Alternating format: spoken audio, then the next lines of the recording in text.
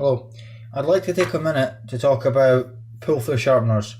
Honestly, in my opinion, pull-through sharpeners are pretty awful and I suggest you avoid them. The reason being is a lot of them use carbide stones, which is only set at one angle. You cannot adjust this. Now, if you're not aware how these work, is you put the blade into the sharpener and you pull it, which is why we're calling it a pull-through sharpener. Now the problem with this is blades all have different angles. This is set at one angle, so a knife like this, which is full flat ground, is going to be a completely different angle to a knife like this, which is scandy ground, and this is going to be completely different to something that's chisel ground, and of course that's going to be different to something that's hollow ground. So you're actually destroying your knife by using these kind of sharpeners. And even if it's a kitchen knife, any kind of knife whatsoever, this will remove a lot of steel. If you've ever seen, like an old knife or anything like that, you might see that there's a lot of, there's still some steel here, but the blade's got in pretty thin. That's because of over sharpening, and something like this will over sharpen, because these do remove a lot of steel. Now I have used these in the past before I really got into knives and understood the sharpening. I would like to say, if you are new to knives, or even if you're not new to knives and you've never really, sharpened by hand, you don't really need to be intimidated by it. It's actually not as difficult as it looks. It really is just as simple as putting your knife on the stone or even on a steel and finding the angle just by rocking it to feel that angle, and you hold it at that angle. Now I'm not going to get into that any further because that's not what this is about, but the point is, this actually does remove big shavings of steel, which also leaves a burr, quite a big burr, on your knife. I'll talk more about burrs some other time. But the main point is, this takes off a lot of steel and it does not leave your knife sharp. Now this is a combination sharpener. I only have two pull-through sharpeners. The other one is this, which is Victorinox. This may not be as bad, but I would only use this for Swiss Army knives. Personally, I don't use it at all. Again, same thing, except this one is ceramic. This is also a ceramic. The ceramic portion may not be as bad. It's nowhere near as aggressive.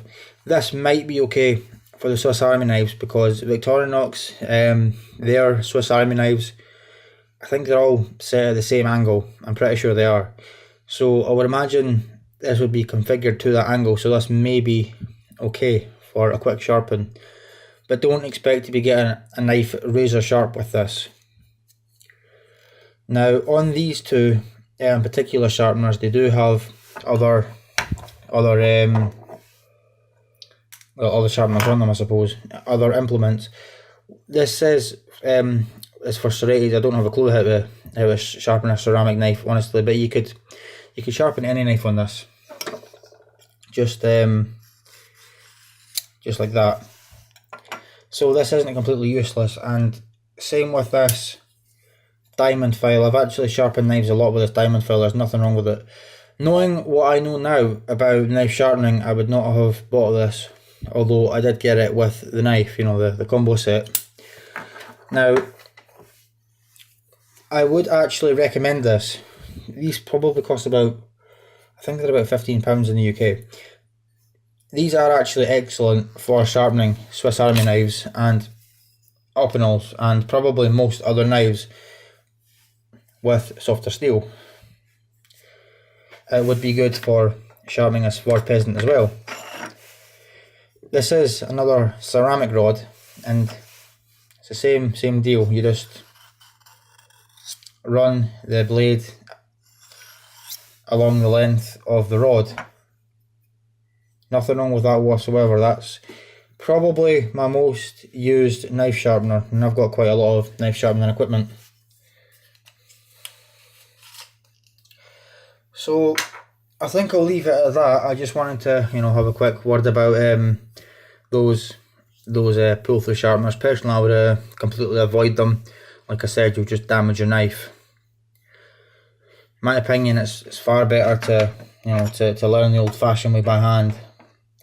Of course, there's many fancy modern sharpening devices, but those cost, you know, for likes of a what they call an Apex or something sharpening system, you're looking at about £800. I mean, that's a lot of money. You can get yourself a decent set of Japanese Waterstones for less than 150 quid. I mean, I got mine for 150 quid and they've done me great.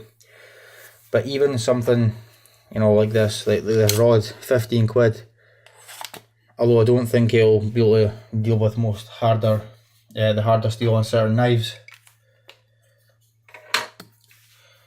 There are many videos on YouTube showing how to sharpen, and I'm planning on making more as well. So anyway, like I said, I'm going to leave it at that. Thank you for watching.